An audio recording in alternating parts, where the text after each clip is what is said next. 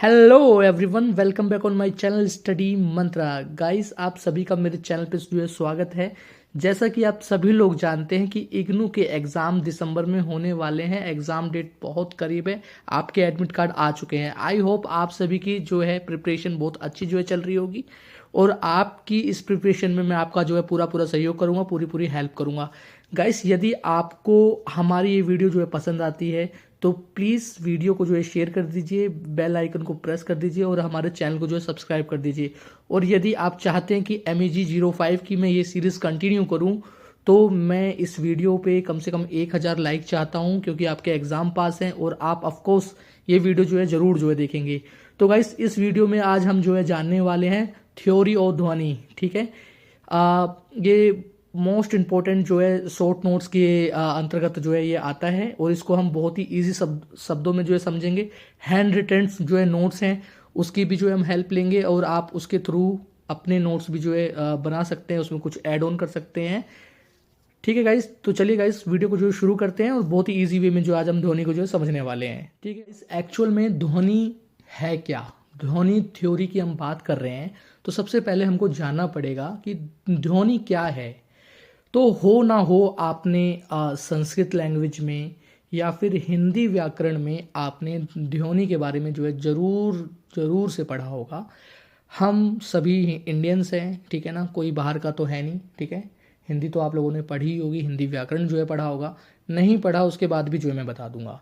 तो देखिए गाइस, आपके सिलेबस में जितनी भी जो है थ्योरी दी हुई है, ठीक है, वो आपकी हिंदी या मान लीजिए संस्कृत लैंग्वेज से जो है दी हुई हैं। ठीक है, इन सभी थ्योरीज का ओरिजिन जो है संस्कृत लैंग्वेज है। ठीक है, यदि हम जो है बात कर लें, जैसे कि यदि हम जो है अभी बात कर लें रासा थ्योरी की, ठीक है, तो इसका ओरिजिन कहाँ से है?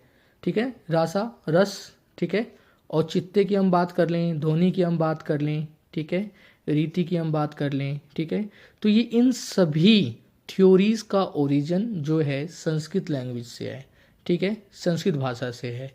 ठीक है, भावा हो गया, ध्वनि हो गया, स्फोटा हो गया, अलंकारा हो गया, और चित्ते हो गया, श्रुति हो गया। ठीक है, ये इन सभी थ्योरीज का ओरिजिन जो है संस्कृत लैंग्वेज से, संस्कृत भाषा से है। ठीक है, तो ध्वनि ध्वनि एक्चुअल में है क्या? तो जो भाषा की सबसे छोटी इकाई होती है, किसी भी भाषा को समझने के लिए क्या जरूरत होती है? ठीक है, हमको उसके अल्फ़ाबेट्स जो है पता हो, वो भाषा हम जो है जानते हो। जब हम किसी भाषा को जानते हैं तभी तो हमारे ब्रेन में एक कोई इमेज जो है बनती है। समझ रहे हैं गाइस? जब हम किसी भाषा को जानते हैं, किसी वर्ड को जो है जानते हैं, तभी तो हमारे माइंड में एक जो है एक इमेज जो है बनती है। ठीक है, तो जो भाषा की सबसे छोटी स्मॉलेस्ट यूनिट जो होती है ना, उसी को हम जो है ना ध्वनि कहते हैं। मेरा मेन मोटिव ये था कि मैं आपको बता दूं कि इसका ओरिजिन जो है संस्कृत लैंग्वेज से जो है हुआ है। ठीक है, इस ग्राफ के माध्यम से भी आप जो है इस चीज़ को भली भांति जो है समझ सकते हैं। ठीक है, ये जो ग्राफ जो है आप देख रहे हैं, ठीक है, इसके द्वारा भी आप इसको जो है याद कर सकते हैं। चलिए आगे चलते हैं। इस अभी मैंने आपको बताया कि ध्वनि जो है भाषा की सबसे स्मॉलेस्ट, सबसे छोटी इकाई होती है। ठीक है, तो अब देखिए कि when ever you read any poem at the first time, जब भी आप किसी पोयम को फर्स्ट टाइम पढ़ते हैं, आपने उस पोयम को उससे पहले ना कभी सुना है और ना कभी पढ़ा है। ठीक है, और आप वो पोयम पढ़कर उसका जो है एक डायरेक्ट अर्थ जो है निकालते हैं, डायरेक्ट मीनिंग की तरफ जो है बढ़ते हैं। ठीक है, संभवतः आप उसमें जो है गलती कर सकते हैं। समझ रहे हैं? सपोज करिए आप MEG7 का एग्ज़ाम देने के लिए जा रहे हैं और आपकी प्रिपरेशन अच्छी नहीं है, आपने पोइट्री सेक्शन को कवर नहीं किया और सडनली आपके सामने एक पोयम आ जाती है और आपको उस पोयम को जो है एक्सप्लेन करना है, अपने शब्दों में एक्सप्लेन करना है। तो आप क्या करेंगे? आप उस पोयम के वर्ड्स जो हैं उनको पढ़ेंगे, रीड आउट करेंगे, और रीड आउट करने के बाद जो उसका मीनिंग है उसके आधार पर आप एक जो है ना पावर ऑफ सजेशन जो है आपका आपके ब्रेन में बनेगा कि हाँ, ये पोयम जो है ये कहना चाहती है, ये बताना चाहती है, इसका एक्चुअल मीनिंग ये है। ठीक है, तो जो ये चीज़ है ना, इसी को हम जो है ना ध्वनि कहते हैं। ठीक है, इसी इसी चीज़ को जो है ना ध्वनि, इसी चीज़ को जो है कहा जा रहा है। लेकिन एक्चुअल में क्या ध्वनि वही है। ठीक है, तो देखिए यहाँ पे जैसे कि आपने फर्स्ट टाइम ये आपके एग्ज़ाम में आया, आप पहली बार इस पोएम को पढ़ रहे हैं, द हार्प ऑफ इंडिया। तो आपने हार्प का मतलब जो है पता कर लिया कि हार्प क्या है, एक वाद्य यंत्र होता है जिसे हम वीणा कहते हैं, जो माँ सरस्वती के हाथों में है। ठीक है, तो यहाँ पे एक भारतीय वीणा की जो है बात हो रही है। ठीक है, तो जब आप पोयम को रीड आउट करना स्टार्ट करते हैं तो आप पढ़ते हैं, why hangs to thou lonely on you withered bow unstrung for ever must thou there remain the music once वो sweet who hears it now? Why don't the bridge sign over thee in vain? Silence hath bound thee with her fatal chain। ठीक है, आप poem पढ़ रहे हैं, poem पढ़ने के बाद आपने क्या किया, आपको रियल मीनिंग नहीं पता इसका, आप क्या कर रहे हो, जो इसके अंदर जो वर्ड्स जो दिए गए हैं, ठीक है, जैसे कि ये हार्प दे दिया, मतलब भारतीय वीणा की जो है बात हो रही है, आपने इतना पता कर लिया। पता करने के बाद आपने जो है पता किया कि भाई लोनली की बात हो रही है और वी द थाउ की जो है बात हो रही है, अनस्ट्रंग फॉर एवर की बात हो रही है। कहने का मतलब है कि एक वीणा है जो अकेली पड़ी हुई है, उस पर धूल मिट्टी जो है जमी हुई है, और उसके जो तार होते हैं, वीणा कैसे होता है, वाद्य यंत्र आपने देखा होगा ना, वाद्य यंत्र कुछ इस प्रकार का होता है। ठीक है, तो उसके जो तार हैं, उसके तार जो है टूटे हुए हैं। ठीक है, मस्ट हाउ देयर रिमेन, अब वो वैसी की वैसी पड़ी है। ठीक है, द म्यूजिक वंस वो स्वीट, कभी इस वीणा का जो म्यूजिक था, संगीत था, वो बहुत अच्छा जो है सुनाई पड़ता था, लेकिन अब इसे कौन जो है सुनता है।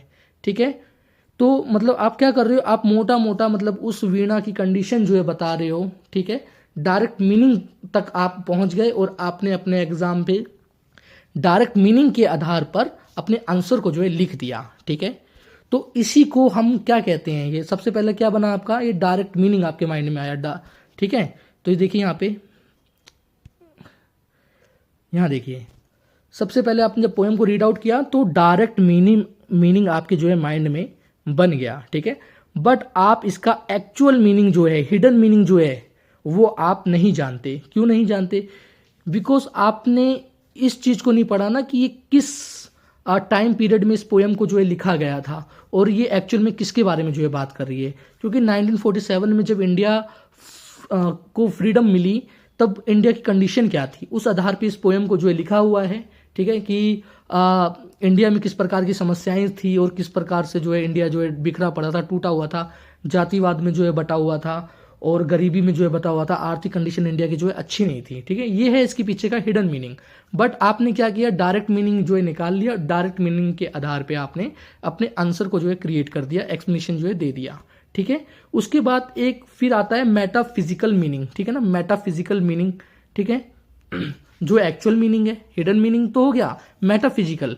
ठीक है ना, आप उस लेवल तक आप जो है नहीं जा पाए। ठीक है, तो यहां पे जो है ना मेटाफिजिकल मीनिंग को ही जो है ना ध्वनि थ्योरी जो है कहा जा रहा है। ठीक है ना, ध्वनि थ्योरी क्या है, मेटाफिजिकल मीनिंग है कि एक्चुअल मीनिंग क्या है।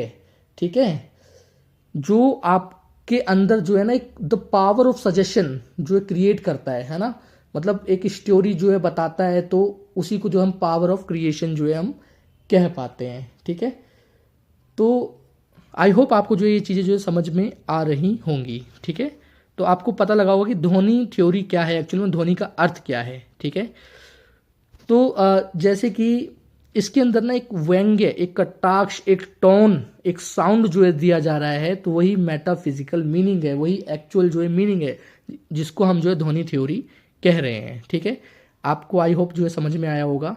यदि समझ में नहीं आया तो वीडियो को जो है रिवाइंड करिए और उसको जो फिर से जो है देखिए मैंने क्या बताया। ठीक है, चलिए आगे जो है चलते हैं। ठीक है, सो गाइस आगे देखिए, तो जो डायरेक्ट मीनिंग जो बना ना, ये जो डायरेक्ट मीनिंग बना, तो इसी को संस्कृत भाषा में कहा गया अभिधा। क्या कहा गया? अभिधा। ठीक है, अभिधा कहा गया। ठीक है, क्योंकि हमने अभिधा शब्दों के आधार पर, वर्ड्स के आधार पे हमने क्या किया, उसको एक्सप्लेनेशन जो है इसकी दे दी। ठीक है, और जो जिस चीज को हम समझ नहीं पाए, ठीक है ना, जो हिडन मीनिंग था, कांट गेट डायरेक्ट मीनिंग, हमने डायरेक्ट मीनिंग तो जो समझा, लेकिन जो उसका इनडायरेक्ट मैसेज था, इनडायरेक्ट मीनिंग था, उसको जो हम नहीं समझ पाए, उसी को जो है नाम दे दिया गया क्या? लक्षणा। उसी को जो है नाम दे दिया गया लक्षणा इन संस्कृत लैंग्वेज। ठीक है, और उसके बाद actual poetic and metaphysical meaning, यानी कि जो वर्ड का एक्चुअल जो सजेशन था, ठीक है, उसको जो है समझना, उसको जो है जानना, ठीक है, उसको कहा गया, उसको क्या कहा गया, उसी को कहा गया व्यंजना। क्या कहा गया? व्यंजना। ठीक है। आपने, यदि आप हिंदी के भी एक बहुत अच्छे स्टूडेंट हैं तो आपने एक वर्ड सुना होगा व्यंग्य। ठीक है। तो व्यंग्य क्या होता है? ठीक है, जैसे कि आपने सुना होगा ना, टोन मार रहा है ना, टोन मार दिया, ताना कसना। ठीक है। तो या डबल मीनिंग जो है आपने सुना होगा। ठीक है। तो मतलब में एक्चुअल में हम सीधे सीधे अर्थों में, मतलब एक शब्द के दो अर्थ होते हैं। ठीक है। उसी प्रकार से यहाँ पे एक अर्थ जो डायरेक्ट मीनिंग होता है उसको तो हम समझ लेते हैं और उसको हम लिख भी देते हैं, लेकिन उसका जो सेकंड मीनिंग होता है, एक्चुअल मीनिंग होता है, हिडन मीनिंग होता है, उसको हम जो है नहीं जान पाते, उस व्यंग्य को, उस तंज को जो है हम नहीं पकड़ पाते। तो उसी चीज को यहां पर कहा गया है ध्वनि। ठीक है, यही जो है ध्वनि थ्योरी है। ठीक है। सो गाइस यही था। ठीक है। जो ये व्यंजना है ये भी जो है समझिए, एक्चुअल मीनिंग इसी को जो है कहा, क्या कहा गया है? Suggestive word. ठीक है, सजेस्टिव मीनिंग। ठीक है, suggested meaning and power of the suggestion. ठीक है ना। तो मतलब जब हम किसी भी पोएम को रीड आउट करते हैं तो वो क्या है, एक तो सजेस्टिव वर्ड होता है जो डायरेक्ट अर्थ जो है बताता है, और एक अर्थ होता है जो इनडायरेक्ट होता है। ठीक है। और इसी के आधार पर हम एक पावर ऑफ सजेशन क्रिएट करते हैं कि पोयम हमसे ये चीज जो है कहना चाहती है। ठीक है गाइस। तो यही था ध्वनि का एक्चुअल मीनिंग। ध्वनि क्या है, यही चीज थी। चलिए गाइस आगे चलते हैं और चीजों को और जो है क्लियर करते हैं।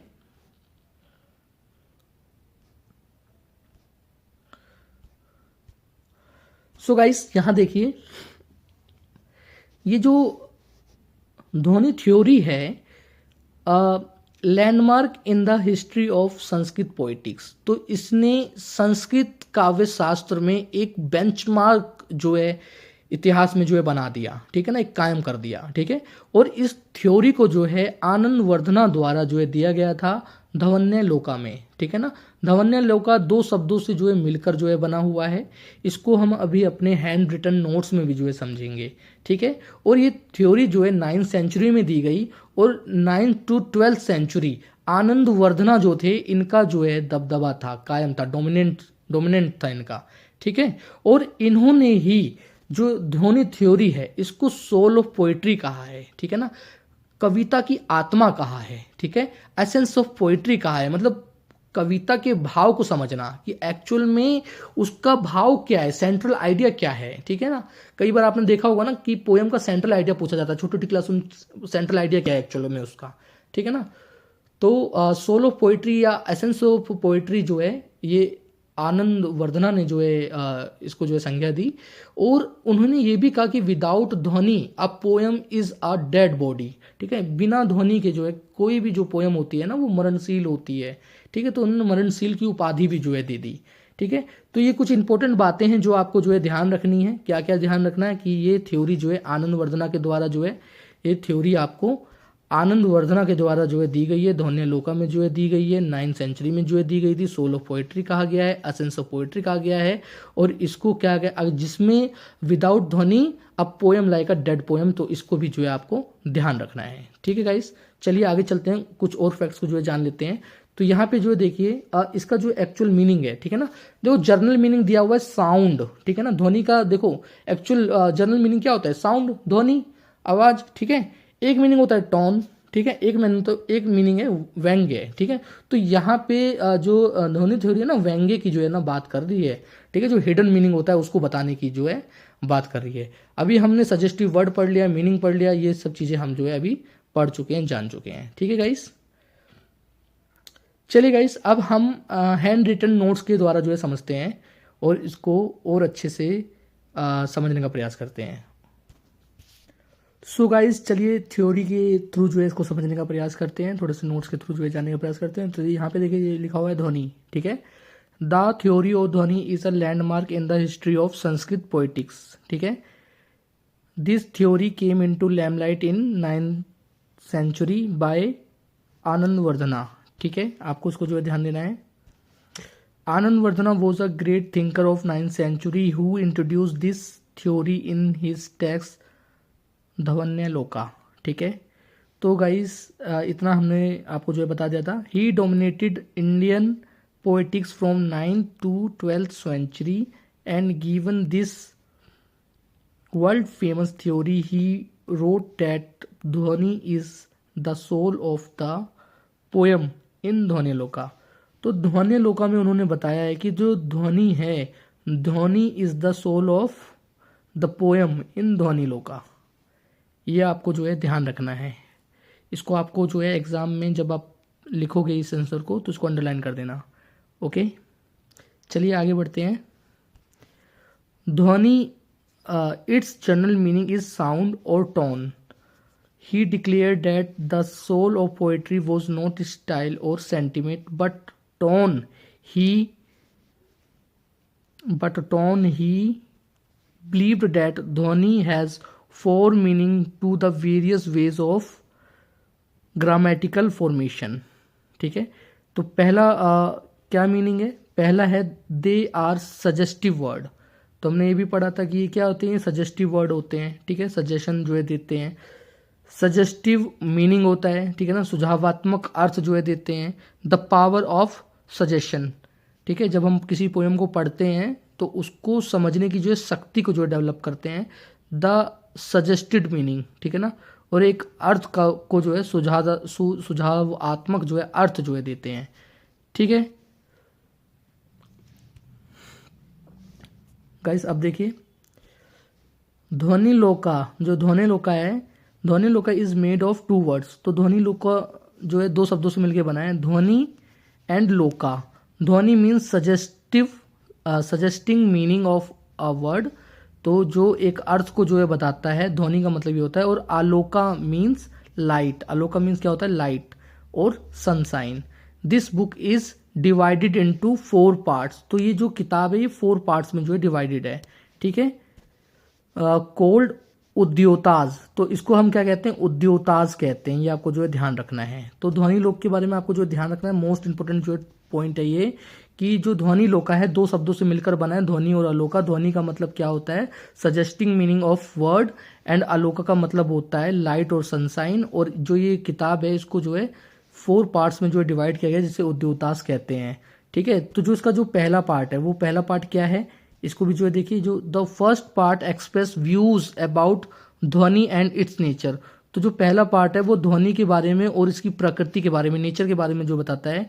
और जो इसका सेकंड पार्ट है वो क्या बताता है? Second part gives division of ध्वनि। ध्वनि की जो है ना डिवीजन को बताता है। और जो इसका जो थर्ड पार्ट है, ठीक है, थर्ड पार्ट क्या बताता है?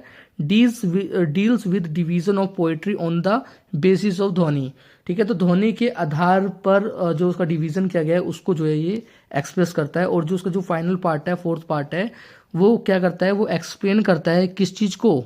AIIMS and objectives. ठीक है, तो यहाँ पे देखिए एम्स एंड ऑब्जेक्टिव। ठीक है, एम्स और ऑब्जेक्टिव को जो है बताता है। ठीक है ना, as well as the idea of charming poetry. तो चार्मिंग पोएट्री के आइडिया को भी जो है ये बताता है। तो ध्वनि लोक के बारे में आपको इतना जो है ध्यान देना है। ठीक है, चलिए आगे चलते हैं। फिर देखिए यहाँ पे ध्वनि हैज अनदर मीनिंग। ठीक है ना, ध्वनि के जो कुछ और भी अर्थ है। देखो पहला देखो यहाँ पे सजेस्ट वर्बल मीनिंग है। हिडन मीनिंग है। डीपर एस्पेक्ट ऑफ पोएट्री के डीपर एस्पेक्ट को समझना। ठीक है, ये तीनों के तीनों हम जो डिस्कस कर चुके हैं। Dhvani theory is a theory of meaning. तो दो ध्वनि थ्योरी क्या है? Theory of meaning and symbolism which leads to the poetry suggestion. ठीक है, it is the most important part of poetry. ठीक है, तो जो ध्वनि है ना, ये मोस्ट इंपोर्टेंट पार्ट है किसका? पोएट्री का। यहाँ पे देखिए 3 types of functions of words. ठीक है ना, जो शब्द होते हैं ना उनके 3 प्रकार के कार्य होते हैं, फंक्शंस होते हैं। ये described by the Sanskrit critics. Sanskrit के जो क्रिटिक्स है उनके द्वारा इसको जो है डिस्क्राइब किया गया है, बताया गया है। ठीक है, और ये चीज़ हमने पहले भी जो है डिस्कस कर लिया कि अभिधा क्या होता है? डायरेक्ट मीनिंग होता है। लक्षणा क्या होता है? हिडन मीनिंग या इनडायरेक्ट मीनिंग, जहाँ तक हम जो है पहुँच नहीं पाते। ठीक है, और व्यंजना क्या होता है? व्यंजना होता है एक मेटाफिजिकल मीनिंग होता है, जो इसका एक्चुअल मीनिंग होता है, सजेस्टिव वर्ड होता है। तो एक्चुअल में जो ये व्यंजना है ना, यही जो है ध्वनि है, यही इसी के बारे में ही यहाँ पे जो है बात हो रही है। ठीक है, इसके एग्जाम्पल जो है हम देख लेते हैं। यहाँ पे एग्जाम्पल देखिए अभी तक क्या है, जैसे कि यहाँ पे एक एग्जाम्पल देते हैं, दिस इज टेबल। ठीक है ना, तो ये क्या है, आपको सीधा समझ में आ रहा है, ये जो है टेबल है, यह टेबल है, तो इसका जो है डायरेक्ट मीनिंग है। ठीक है, लक्षणा क्या है, मैंने बोला Rohit is a fox, Rohit क्या है, लोमड़ी है। तो यहाँ पे लक्षणा, लेकिन इसका हिडन मीनिंग क्या है कि वो चालाक है। लोमड़ी क्या होती है, चालाक। ठीक है, तो ये लक्षणा है। और व्यंजना, यहाँ पे देखिए व्यंजना क्या है, यदि व्यंजना की यदि हम बात कर लें, ठीक है ना, व्यंजना एक्चुअल में व्यंग्य, टोन, ठीक है ना, जो हम टोन मारते हैं, एक मीनिंग के जो है दो अर्थ होते हैं। ठीक है, ये व्यंजना वही है जो हम व्यंग्य करते हैं। ठीक है, मेटाफिजिकल मीनिंग भी कहते हैं इसको, या सजेस्टिव मीनिंग भी कहते हैं। ठीक है, इसके लिए जैसे कि यदि हम एक एग्जाम्पल जो है लेना चाहें, ठीक है, इसके लिए यदि हम एक एग्जाम्पल जो है लेना चाहें तो उस एग्जाम्पल के थ्रू जो है इसको समझ सकते हैं। जैसे कि हमने व्यंजना की हम बात कर रहे हैं, जैसे कि एक है द मून। ठीक है ना, द मून, ये हमने एक एग्जाम्पल जो है ले लिया। चलिए इस एग्जाम्पल को हम आगे जो है डिस्कस कर लेंगे, लेकिन जैसे कि द मून ले लिया, तो मून के जो है अलग अलग संदर्भ में अलग अलग जो है अर्थ होते हैं। ठीक है ना, चलिए इसको आगे जो हम डिस्कस करेंगे एग्जाम्पल में। सो गाइस देखिए यहाँ पे, these there are three main types of ध्वनि according to आनंद वर्धना। तो तीन मेन टाइप हैं ध्वनि के, ये आनंद वर्धना के द्वारा जो है, तो क्या है, वास्तु ध्वनि, अलंकारा ध्वनि, रासा ध्वनि। ठीक है, तो वास्तु ध्वनि क्या है, जैसे कि जो टाइटल होता है, ठीक है, हमने टाइटल पढ़ा था ना, द हर्ब ऑफ इंडिया। ठीक है, हमने टाइटल पढ़ा, तो वो क्या है, वास्तु ध्वनि है। तो वस्तु के आधार पर जो टाइटल है उसके आधार पर हम चीज़ों का जो है मूल्यांकन करते हैं, उसके आधार पर जो है हम डायरेक्ट मीनिंग को जो है बता देते हैं। इसमें क्या होता है, it is about the subject matter, it is about the subject matter और थीम ऑफ द पोएम। ठीक है, सब्जेक्ट मैटर और थीम ऑफ द पोएम के बारे में है। इसमें क्या होते हैं, रेयर फैक्ट होते हैं और आइडिया इज इम्प्लाइड। ठीक है, रेयर फैक्ट और आइडियाज इसके अंदर जो है शामिल होते हैं। यदि हम अलंकारा की जो है बात कर लें, तो ये क्या होता है, it is related to the poetic figure और ऑर्नामेंट यूज्ड। ठीक है ना, जो अलंकार होते हैं, अलंकार आपने पढ़े होंगे, रूपक अलंकार होता है, उपमा अलंकार होता है, अतिशयोक्ति अलंकार होता है। वैसे ही इंग्लिश के अंदर भी अलंकारा जो है थ्योरी है, तो उसमें जो है मेटाफर हो गया। ठीक है, तो इसमें जो है ना फिगर ऑफ स्पीच के अकॉर्डिंग जो है अलंकारों का जो है यूज होता है। ठीक है, और रासा थ्योरी। ठीक है, तो रासा थ्योरी क्या है, रासा थ्योरी हम पढ़ चुके हैं, नहीं पढ़ा लिंक डिस्क्रिप्शन में दे दूंगा, वहां से जाके जो है जान लेना, नोट्स बहुत अच्छे बनाए हुए हैं। ठीक है, वहां से जाके इसको जो है पढ़ भी सकते हो। ठीक है, this is considered the highest form where the suggestion evoked a particular mood और इमोशनल स्टेट। ठीक है, तो कोई भी आप पोएम पढ़ रहे हो, उसको पढ़कर आपको जो है मतलब कि अच्छा लग रहा है, हैप्पी फील कर रहे हो, सैड फील कर रहे हो। ठीक है, तो ये इमोशन को जो है निकाल के लेकर आता है। ठीक है ना, इसमें क्या तो जो भाव और इमोशन जो होते हैं ना, उसको जो है ना वो इवोक्ड जो है कर देता है। ठीक है, तो गाइस यही है रासा। ठीक है, चलिए आगे चलते हैं। यहाँ पे देखिए जो ध्वनि थ्योरी है वो एक्चुअल में किसके बारे में, व्यंग्यार्थ के बारे में। व्यंग्यार्थ मीन्स क्या, the real meaning of poetry. ठीक है, तो ध्वनि का एक मतलब और भी निकल के यहाँ पे क्या निकल के आता है, the real meaning of poetry. एक मतलब जो है यहाँ पे ये निकल के आता है, the real meaning of poetry. Dhvani is vyangyartha, soul of the poem, actual mean of the poem. It pays attention on the meaning and feeling of the poem on which context is written. ठीक है ना, तो मतलब जिसके आधार पर जो है ना पोएम को लिखा गया है ना, और उसी आधार पर जो है हम उस चीज को पकड़ लें। ठीक है ना, उसका एक्चुअल और हिडन मीनिंग को हम जो है जान ले। ठीक है ना, वही है व्यंग्यार्थ। It is meaning of the poem and suggested meaning which is called dhvani. ठीक है ना, यहाँ पे देखिए बात हो रही है सजेस्टेड मीनिंग और meaning of the poem which is called ध्वनि। ध्वनि इज अबाउट इवोकिंग इमोशन, तो इवोकिंग इमोशन के बारे में जो है ध्वनि है। एस्थेटिक एक्सपीरियंसेस, ठीक है ना, transcending literal and the descriptive means. ठीक है गाइस, तो ये इसका जो है अर्थ है। चलिए आगे चलते हैं। यहाँ पे देखिए लोचना। ठीक है, लोचना क्या है, अब भाई ये जो पोएम है तो इसकी कई लोगों ने ना इसकी आलोचना भी करी है, और कई लोगों ने इसको जो है सॉरी गाइस, कई लोगों ने इसको जो है सपोर्ट भी जो है किया है। ठीक है, the criticism road bye Abhinav Gupta, ठीक है, अभिनव गुप्ता के बारे में जो है इसका क्रिटिसिज्म जो लिखा गया है, ये मोस्ट इंपॉर्टेंट है, इसको ध्यान रखना। ऑन द ध्वनिलोका में, ठीक है ना। कोल्ड लोचना, अकॉर्डिंग टू अभिनव गुप्ता ध्वनि can stand for the different meaning, जो ध्वनि है वो अलग अलग मीनिंग के लिए जो है स्टैंड करती है, ठीक है। ये चार चीज हम पढ़ चुके हैं। सजेस्टेड मीनिंग, सही बात है ना, हम जो है पढ़ रहे हैं उसके आधार पे एक सुझाव जो है तैयार हो रहा है। सजेस्टिव वर्ड के अनुसार, ठीक है। सजेस्टेड कंटेंट, ठीक है ना, जब हम कोई किसी भी शब्द का जो है ना कंटेंट में जो है उसका अर्थ को जो है देखा जाता है ना, किस समय पे क्या अर्थ है वहां पे उसका, ठीक है। द फंक्शन ऑफ सजेशन, ठीक है ना, पोइट्री एज अ होल, ठीक है, तो ये है, ठीक है, एसेंस ऑफ पोइट्री, इसको हम जो है पढ़ चुके हैं। विदाउट ध्वनि a poem is like a dead body, ये इसको भी जो है मैं बता चुका हूं आपको। Dhvani makes possibility for the पोइट्रीइंग multiple bhavas and evoke rasa by focusing on tone, ठीक है ना। You evoke multiple bhava rasa in man, ठीक है ना। तो यही होता है, यही चीजें हैं इसके अंदर गाइस। चलिए अब थोड़ा सा आगे चलते हैं। अब देखिए, जब ये थ्योरी जब नहीं आई थी ना, उससे पहले क्या था, जो हमारे अलंकार थे, रासा थे, भावा थे, इसी को ही जो है ना इम्पोर्टेंस जो है दी जाती थी। तो ये वही जो लिखा हुआ है, there were many author and thinker such as Bhama, ठीक है, भामा हो गए, मामत्तो हो गए, ठीक है ना, और भ्रता हो गए, दांडी हो गए, considered various aspect such as rasa, alankara, words and meaning as the important part of the poem. After this theory, इस थ्योरी के बाद क्या हुआ, ठीक है ना, Anand Vardhana is one step ahead, he were the body of the poetry where as the dhvani is the soul of poetry, ठीक है ना।